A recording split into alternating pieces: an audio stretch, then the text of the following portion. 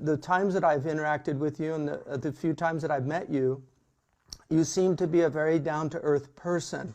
And that's a very interesting phrase that we use, down-to-earth, because in Arabic, the term for what the Prophet ﷺ asked us to do is tawada, which means to stay close to the earth. And so looking at that, I'm just curious how you've dealt with all these remarkable achievements. Sheikh Hamza, well, let me say one thing. And I have had a very varied life. Someone who finished his education, got a degree, but at the same time played international cricket. So normally when you play international sport, you have to be very focused. And it's to excel, to become the best in your country, you really have to have that tunnel vision. And normally it's very difficult to study. You can't do two. Most international sportsmen actually do not finish their studies.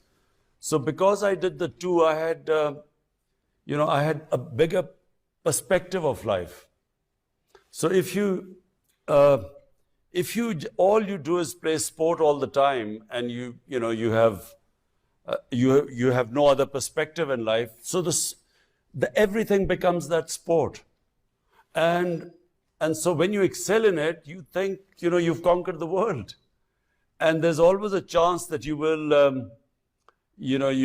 have arrogance in you because you're so much better than the other players. So, it's a very natural thing when you excel as a sportsman and you reach the top. So others are not as good as you. And because that's your world, you have this, a chance of, in my opinion, what is the worst quality in a human being? Arrogance.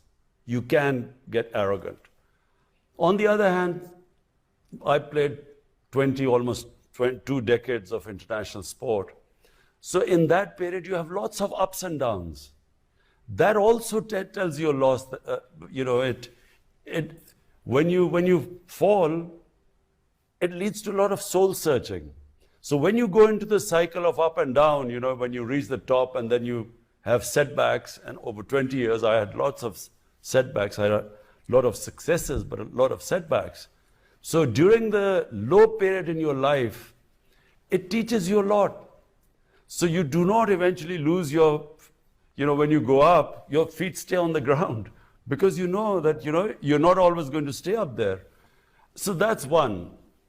But really it is, later in my life, just at the end of my sporting career, when I was blessed with Almighty's greatest gift, and that's faith. I never understand this concept of people forcing someone into your religion or faith, because for me, faith is a gift of God.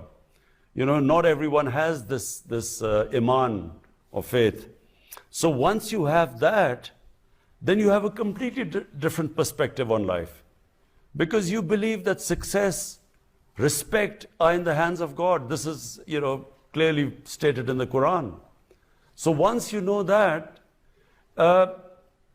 when you have successes, you then attribute it to God. And you know that it's because of His will that you have succeeded. So arrogance disappears from your life. And then the most important thing, that you control what is the most destructive thing in a human being, is the human ego. If you do not control the ego, it is very destructive. And I've seen it destroy human beings.